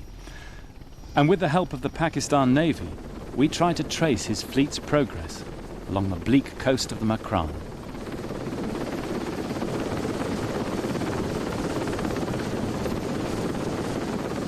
The logbook of Alexander's Admiral Nearchus survives, an eyewitness we could still follow after 2,000 years. Now, the Greek logbook of the expedition, he actually mentions a number of places. For instance, they went round a great promontory or a cape which stuck far out into the sea and was very high and precipitous. This is Ras Urmara. It's a big mountain here. It's about 1,400 feet high. Wow. It's 1,400 feet high. It's a big mountain and it's sticking out in sea. There's one other kind of little story that he tells in this, which is particularly interesting. He says that about 10 miles off the shore, maybe roughly, there was an island. and it was uninhabited. They said no human being ever went there. In fact, it was something of a kind of ill-omened place. This is right in front of you. Is Astola Island. Yeah. You know, on a bigger chart you can see. Yeah. This Astola Island is uninhabited, and it's a good see landmark. the distance. Yes, my divider is open 10 miles. So and if you see from Astola, the land is about 12 miles today. It's roughly right. So water yeah. must have receded 2 miles. Yeah. It says the Greeks were frightened of the stories about this island, that you shouldn't step on it, and in fact they sailed around the island shouting to check that there weren't kind of spirits before they stepped on it. In my 20 years naval career, we have never been there. So we can't. In October, Alexander began his return journey with the land army, 100,000 strong now, with tens of thousands of camp followers. And we followed into the dreaded Makran desert.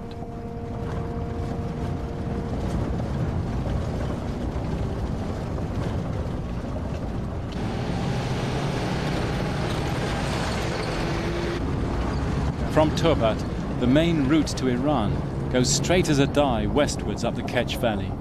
But Alexander didn't take it.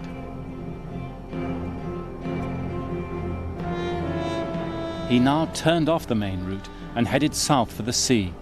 It's only 100 miles, but it goes through the harshest terrain.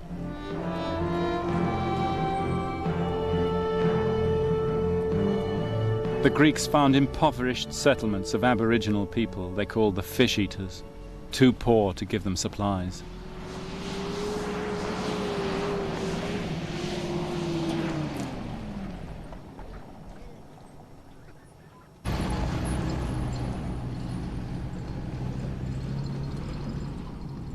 Oh, God. We've been on this road now for 10 hours. We've had half a litre of water and 2 oranges each. I don't think we took the preparations for this leg of the trip as seriously as we should have done. But then I don't think Alexander the Great did either. In fact, coming this way makes me think it was a crazy notion to bring an army through here. The last big spring is 50 kilometers back. The Greeks, you can be sure, were in trouble before they even hit the sea.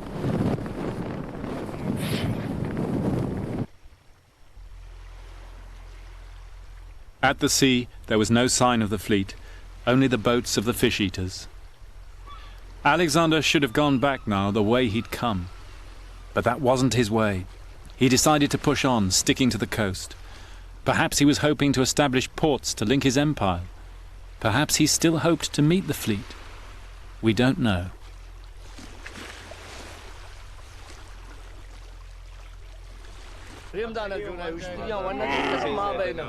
From here, the only way to follow him was by camel. Just check this. An outsider will die on this route, yeah? Is that right? An outsider will die. God, won't be able to find anyone. Oh, great. That's extremely comforting to know. Is there water on the route? Are there actually spring water holes along the route, or do we have to carry the water?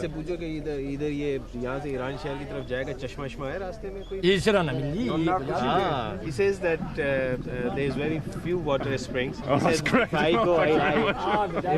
go, I can't find those. We better take somebody with us who can. Then.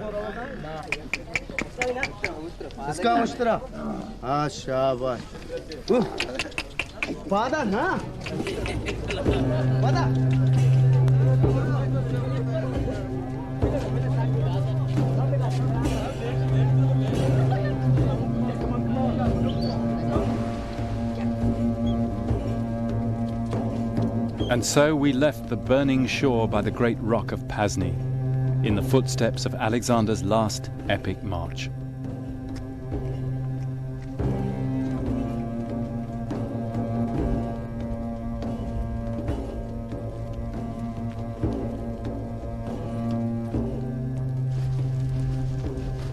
The journey for Alexander's army soon became a nightmare. Greeks came into an area of great hills of sand, and then Arian says their feet sank in like treading into untrodden snow, and the horses and the mules just couldn't cope with that at all because they didn't have camels as we do. And sometimes Arian says they had to go through the whole night without water. And in the morning they'd be leaving people behind who were sick or ill or just too tired or absolutely dying of thirst. And of course, those people were never seen again. They were lost, says Arrian, like people fallen overboard and lost at sea.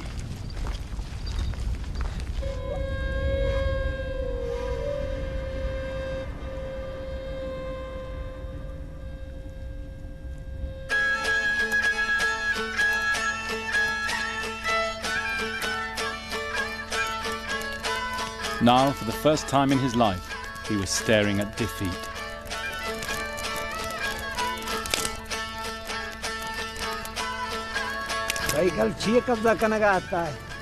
Why did he come here to the Makran? I just don't know.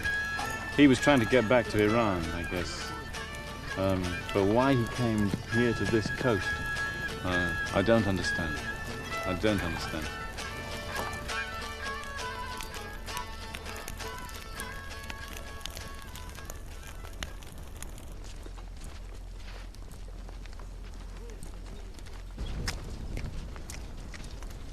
Alexander became greatly distressed because they were travelling through such awful terrain, says the geographer Strabo. According to one source, only a quarter of the army survived.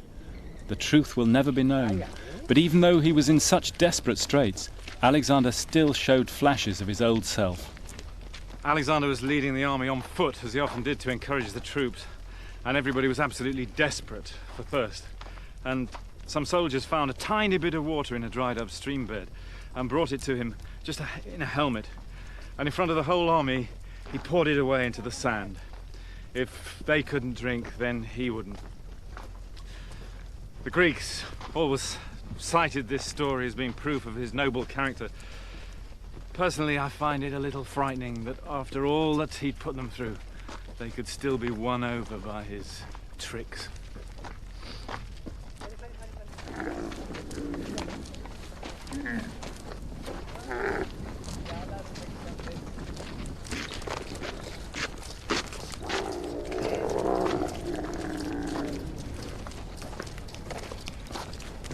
But the truth is, they still loved him and still needed his leadership to pull them through. And he still needed them in order to be Alexander.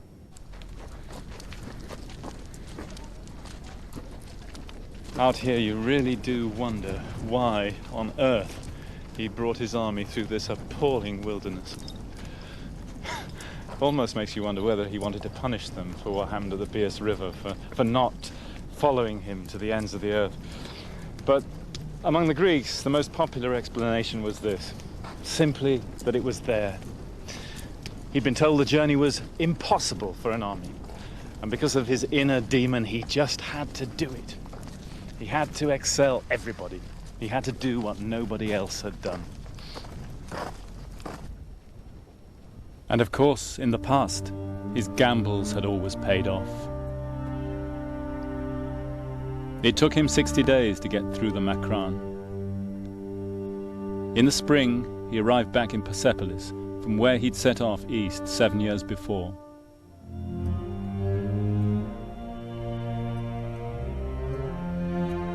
He walked through the burned palace of the Persian kings, destroyed at his orders.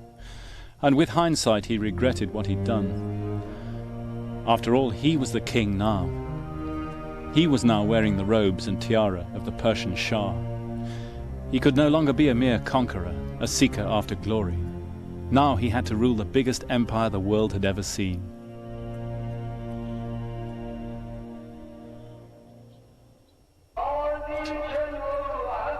And Iran was now the center of his universe.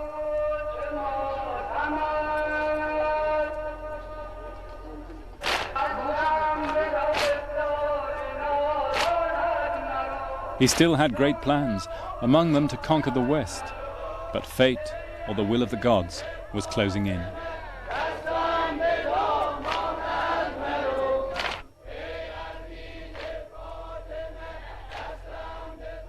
There, suddenly, after a massive binge, his dearest friend and lover, Hephaestion, died.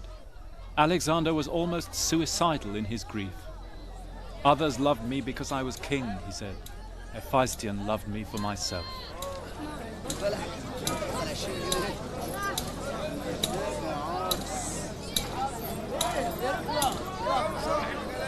The bazaars were rife with rumour. Some spoke of poison, that the king too did not have long to live, that the omens were against him, that he'd lost his sense of purpose. The legend is still told by the traditional tale-tellers in Iran.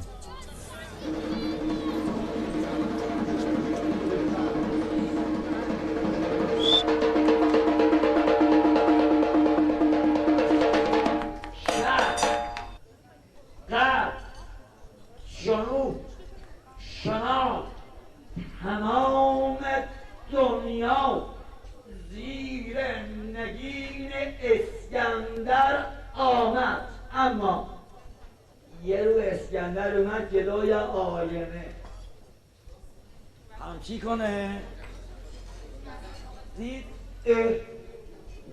موها سپید یه روز اسکندر دید حالش داره منقلب میشه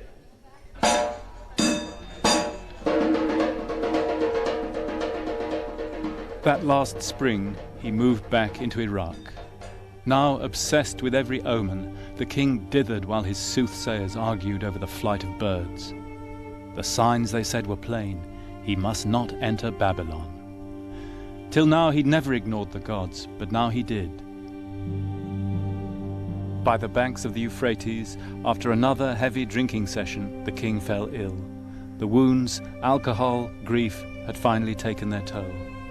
Imagine the claustrophobia of the palace, the hanging gardens with their forest of palms, the somnolent heat of the river. There's a diary of those last days. It's one of the most dramatic records in history. This is the account of the king's last days. It comes almost word for word from the royal diaries. On the 29th of May, he slept in the bathroom because he was feverish. He spent the next day playing dice. 31st, he bathed and lay down in the bathroom, listening to Nearchus tell the story of the return of the fleet from India. On the 1st of June, the fever grew more intense. He had a bad night, and all through the next day, his fever was very high. 5th of June, they moved him to the other side of the river. There he slept a little, but the fever did not abate. The Macedonian veterans now believed he was dead and pushed their way into the palace to see him a last time.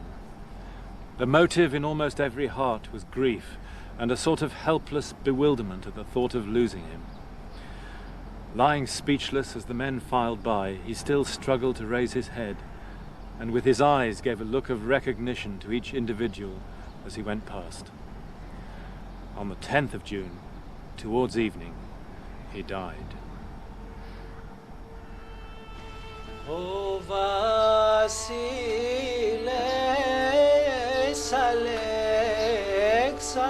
Alexandros, O Lord τον κόσμο κέρδισε και την ψυχή του έχασε.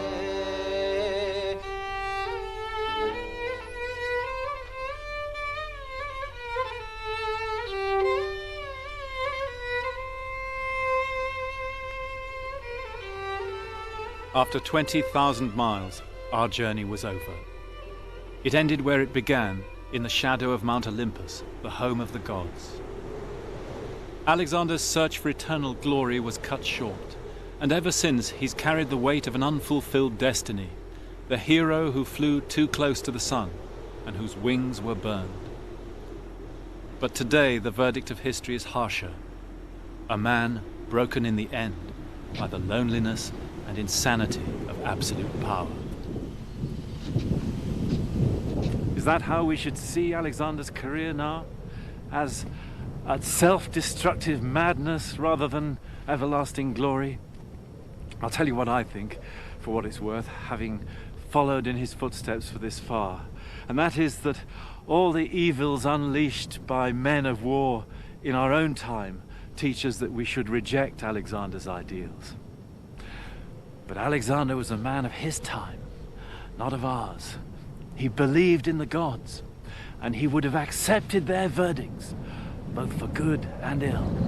If he could answer us here now, I'm sure he would say, like the tragic hero that he is, "Let the gods be my judges, for in every sign that they gave me, they told me no lies."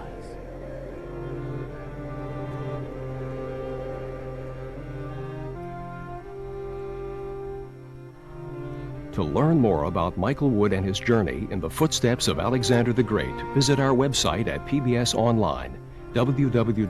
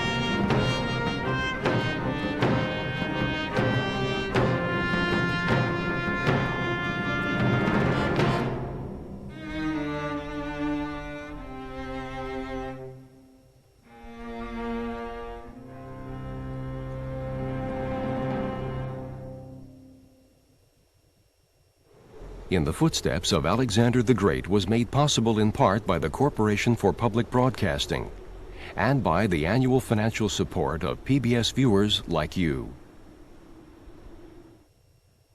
This is History's Best on PBS.